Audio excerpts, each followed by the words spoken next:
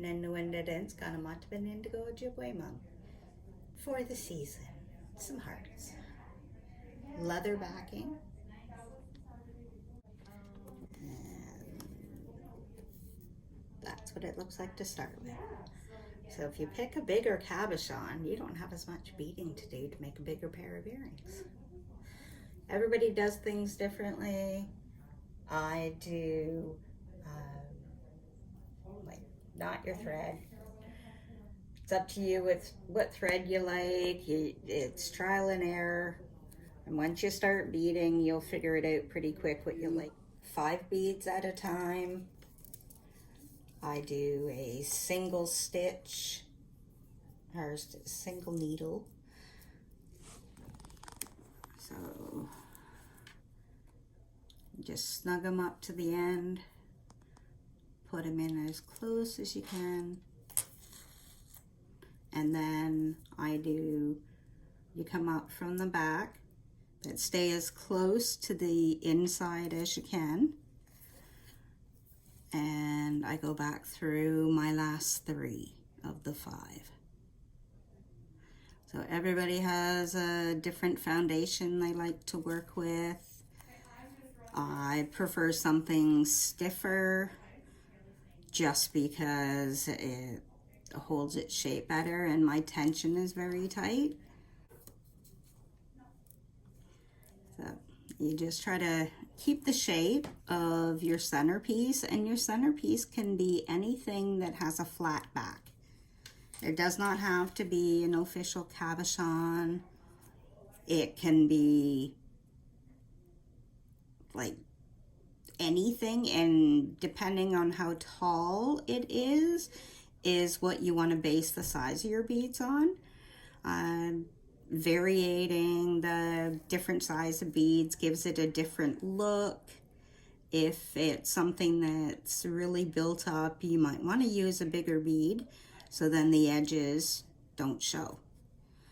I am using size 11s. That's where I'm most comfortable with. So you can do however many rows around that you would like to. It's all personal preference. What's the size you're going for? The biggest thing you want to think about is how much the finished product is going to weigh, because some people like to wear bigger earrings, but they don't like the heaviness, because over time it does pull your earlobes down.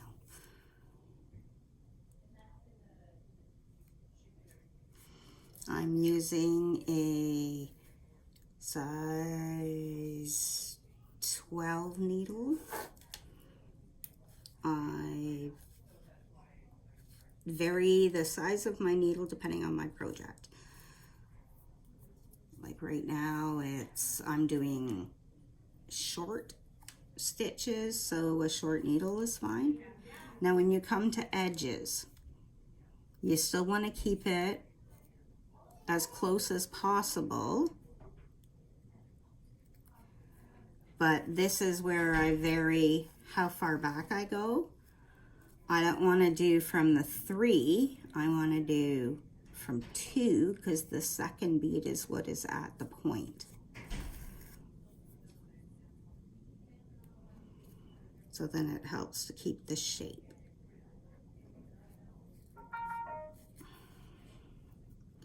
So everybody has a preference for what they use to put their beads on. A lot of people use the mats.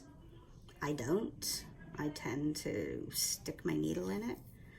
So it's another personal preference thing.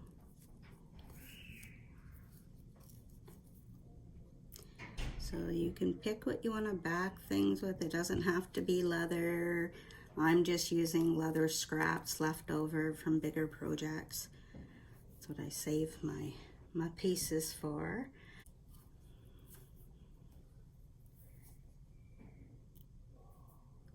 So I am using Fireline thread, size 6. So I find it's nice and strong, but it's still thin enough that you can get back through your beads a few times without an issue at this size. That's why I like the size 12 and 13 needles are my favorite. And that's why I like them, because you can get smaller beads multiple times without an issue.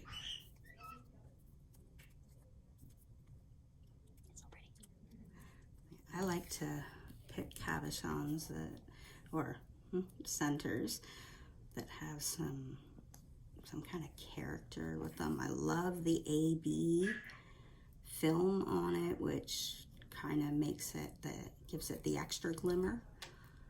So almost the opalescent. So if you want to be using the fire line, any kind of it's a strong braided thread, so it's not just like, it doesn't fray. So that's the benefit of it. But I use a thread burner to finish off my thread so that it will melt it right down to your base without leaving a big knot or a loose thread, because it melts it into a little ball. So this is where you want to bring it close, and I find with the hearts it works best. You can bring it to the edge, and then your next bit, you don't match end to end, you go on the side of it.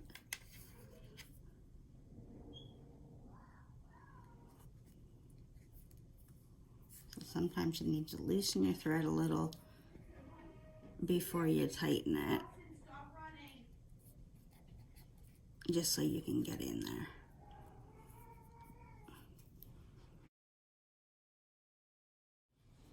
I went back through so I can come up where I want it to be, which is out a little bit.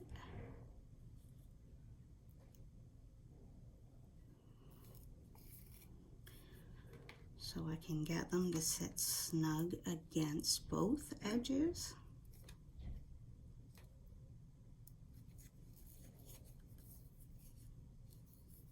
Now I'm going to have it sitting, because at a V point it's not going to sit in the corner. So what you want it to do is to sit, oh, let's see if that's going to reach. Need one more to fill it.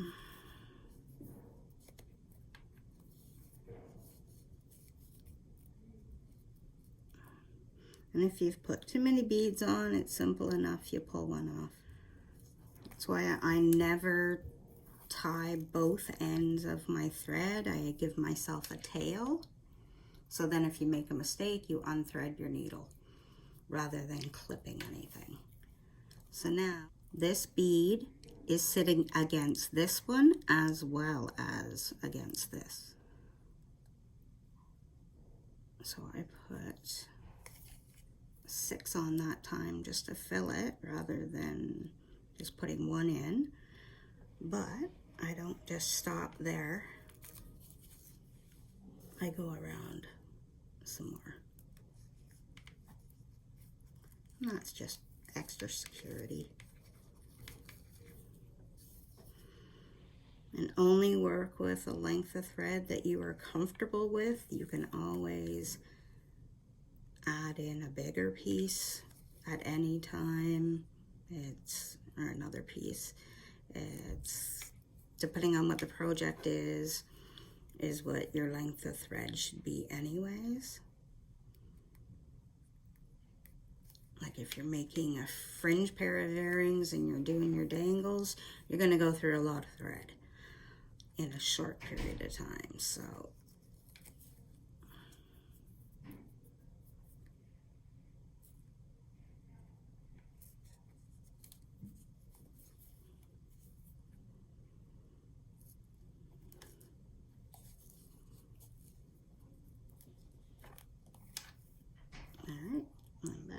you started. So now this one, I'm gonna start in the corner for my next color. Now, the benefit of this kind of a beading tray, my ends come off. I have not been able to find any more of these in a long time.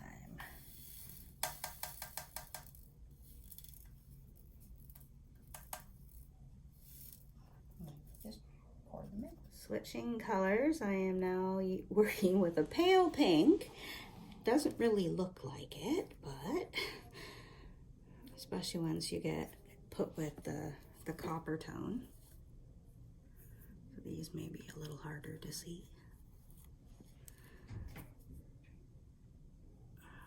But always remember to snug your beads up to the end of your thread where you came up, and then that way you won't have a space sitting there. And I like to work with things that have a smooth edge, and then there's less spaces showing. And the closer in color to your backing that your beads are, the harder it is to see. So I find I have to work with a light that has a movable end. So whether it's a gooseneck or whatever else, it's like if there's sun coming in a window, it might be glinting off. The worst time is at sunrise and sunset. So it gives you different tones to your bead. So if you're working with ones that are close in color, beware. This is how you end up with a different colored one in the middle. So with these ones, I'm only using the 2 colors. I find it is just enough to give it a nice finish without it being overly large. So this is the last of the flat stitch. So I'm just doing 1 row of each, and then I finish off with the copper. Now I'm making these for personal use, so I only put a loop on at the top. But if I were to be selling them, I would add a hook onto that space. And you may not hit the right spot the first time, so pull your needle back. Try it again. So some people swear by wax threads. I find if it's a pre-waxed, it's not too bad.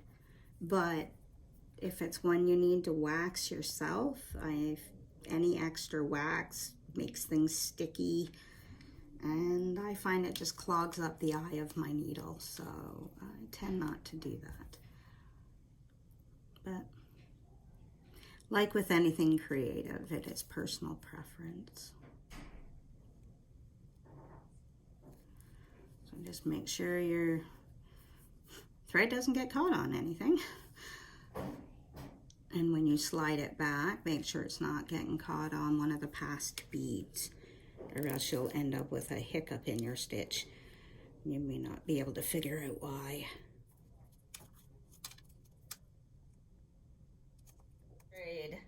This is the fire line I'm using, so the 6 pound. I have scissors for everything. This is my thread. Scissors, they're fine. You're gonna get a closer cut with these.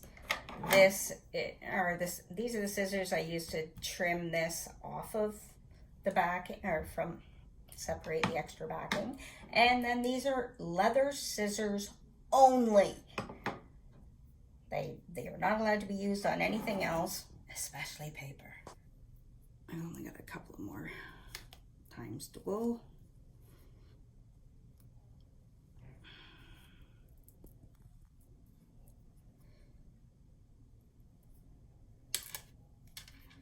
So some people like to start and finish at the toughest spot. Other people want to leave that to the middle. So or some people I know only like to do circles or ovals, so there is no edges to worry about. So now that's probably only going to be 2 beads. So when you're used to working with your beads, you know how much space. But if you put too many on, you take one off. Or if it's not enough, you put another one on. So this one's gonna end up against the other one, not at the edge of it. So it'll keep the heart shape.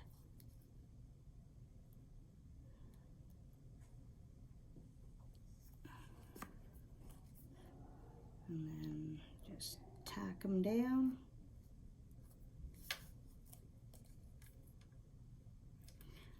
And normally I'd go around again, but because my thread is so short, so I just sew through a little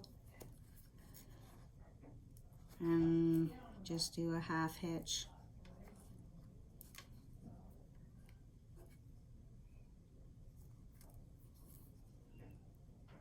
Otherwise known as a slip knot, just to anchor my end. I like to do that twice. And then I'll grab my thread burner, which I didn't bring out. But it's a pretty cool tool if you work with a lot of fire line. So you trim your edge, or your end, sorry.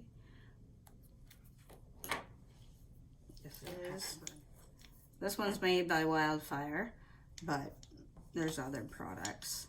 And all it is 2 AA batteries with a coil on the end. You push the button, it heats up, and you melt your end. And then I just push it down. That's it. All right. So the fun part about trimming, you can't just go by where your beads are. You have to watch where your stitching is. So it's really hard to see white on white. So you kind of have to tilt it. So my aim the first time around is to get as close to the stitching as possible without going too close. Because if you cut a thread, you're going to lose some beads.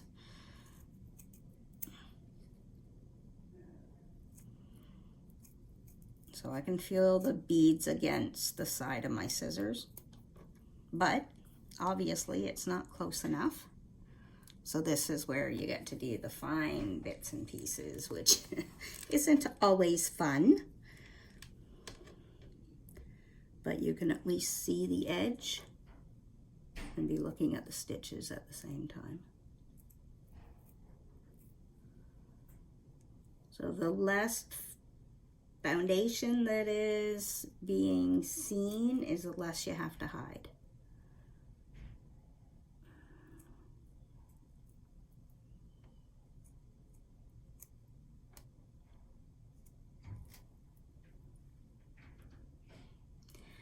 And the worst part about doing the hearts are your point at the top.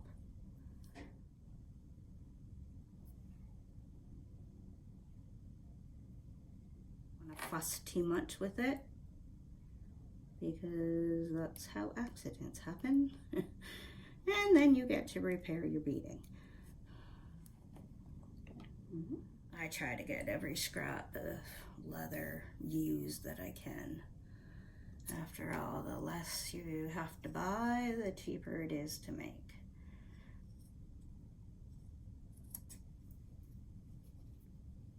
So with keeping these scissors for leather only, they don't get run down as quickly, and so they'll cut through the leather a whole lot smoother.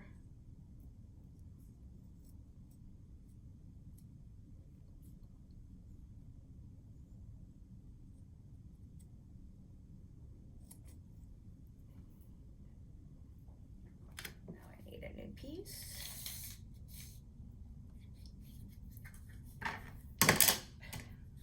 this is where you're using the other part of the blade. Because most people tend to use scissors at the same spot every time. And so that one spot wears down. But good way of sharpening scissors is cutting tin foil. Same thing you do with scrapbooking with anything that needs to be sharpened. Okay, I always put a knot on the end. Now, depending on the thickness of my line is how many knots I put. The finer the thread, the more knots. So on this one, I'll put 2, just so I'm not accidentally pulling it through the foundation. So there's many different ways of edging. You can just do a flat bead, which means you're not doing any special edging. This one here is a picot, so it's a flat one with a pointed one. And this is as easy to do as the flat one because all you're doing is adding an extra bead. So you can start at any point. I want to start at the top because I want to try to finish at approximately the same spot. So never quite works out the exact same. Now many people go from front to back, back to front, whatever you're comfortable doing. I sew through the foundation first. So the knot is hidden.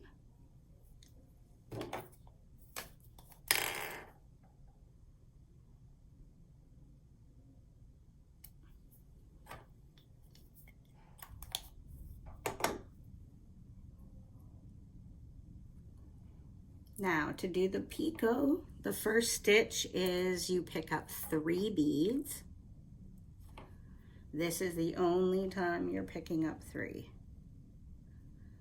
So you go through the leather and then through the foundation, making sure not to catch your thread or else it'll pull your beads at a line.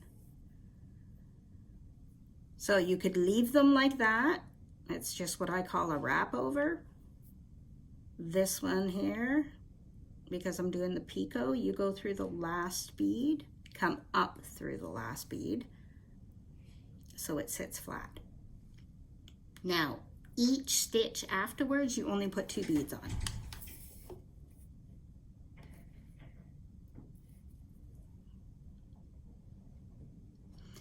And then you just got to get your spacing. So if it doesn't look right, if it looks like you're too far away or too close, then simply unthread your needle, pull it out, and do it again. It's the more you do it, it's literally the old adage of practice makes perfect. It'll never be perfect. It's handmade. It's not meant to be.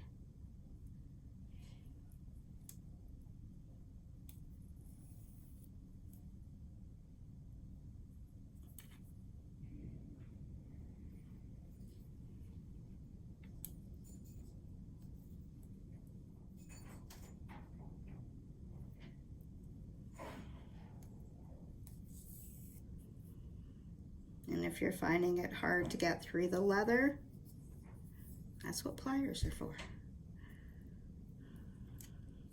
You just get beads on first.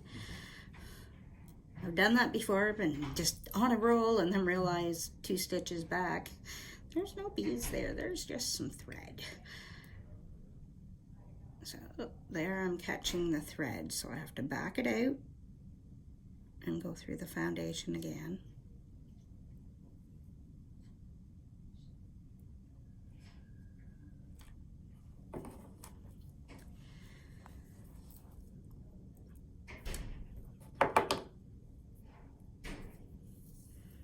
So I find after a while my fingers get sore, so then I use the pliers more often, but I'm still lining up my stitches before using the pliers.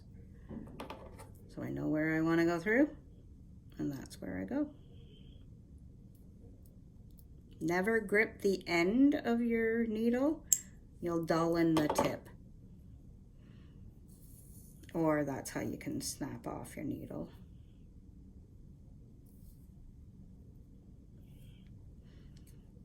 Because when you're beading, you need to use a beading needle. Some people say they have to keep switching between needles because they're going through leather. No, beading needles go through leather easier than the Glover needles do. There's less surface tension because it's a narrower point.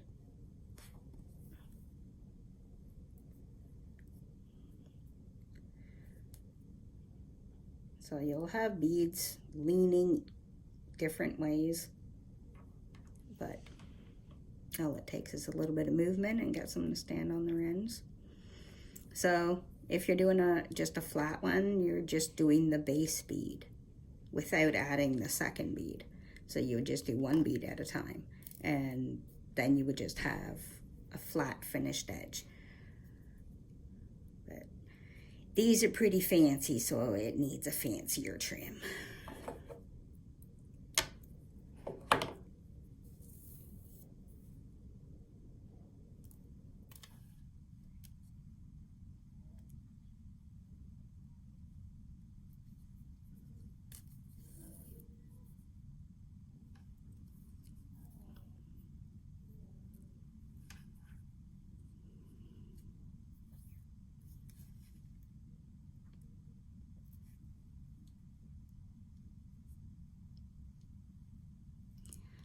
Most finicky part of edging is actually matching up in the space allotted.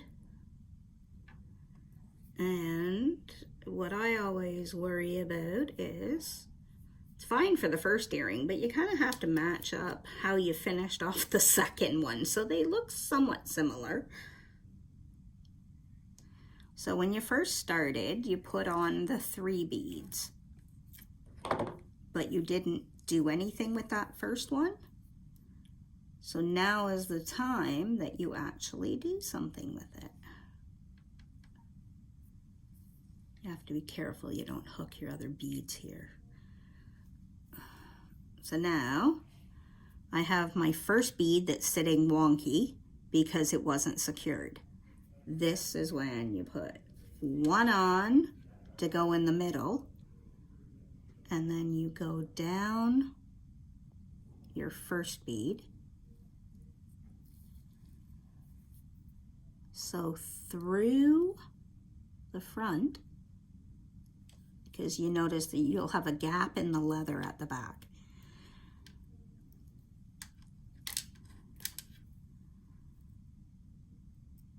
And then you go back up that bead, because right now it's wiggly because it's only gone through the front. So it's the finicky part.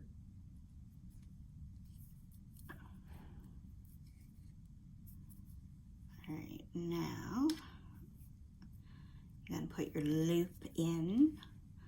So if you're just putting a normal hook on it, I would only put 4 beads as a loop, but because of the way I wear my earrings on my hoops, I put 6 on because it's easier to feed it through. So I need to come out approximately the same spot.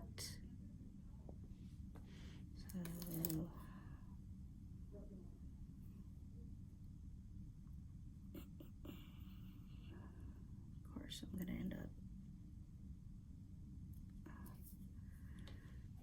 going in the wrong direction, but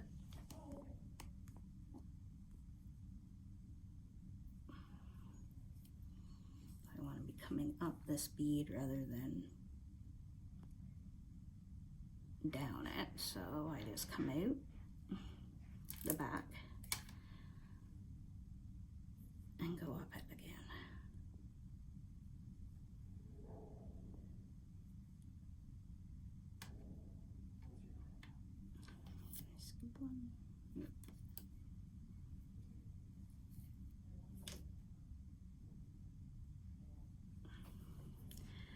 So now I add the 6 on.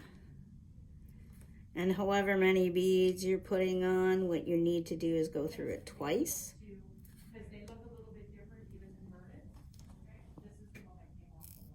Just to keep it secured, because you don't want to go through all this trouble to lose your earring because your thread broke.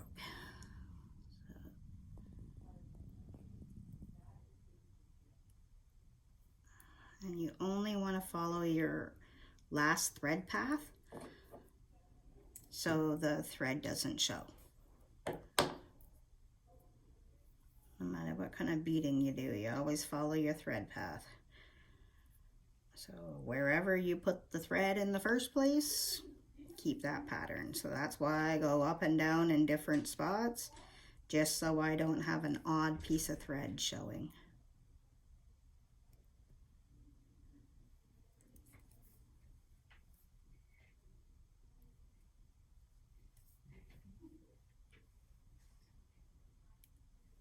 And then to finish it, I come down the bead, out the front,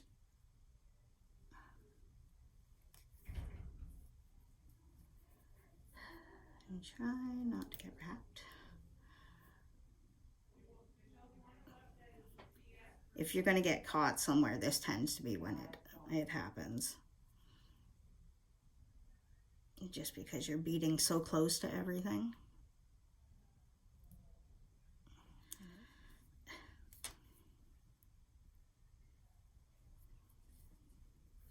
And then I loop through some of the stitching that I've already done, so I'm not adding extra stitches in.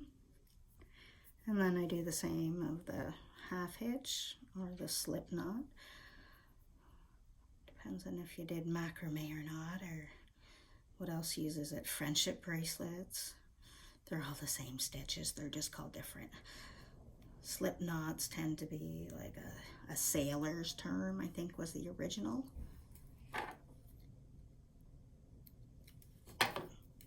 And then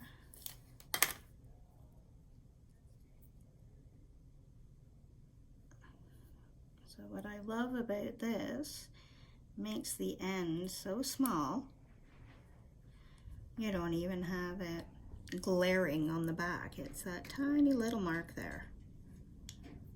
So there they are. So it depends on if you use a big stone or if you use a little one. It's the exact same stitching. This is how I wear mine.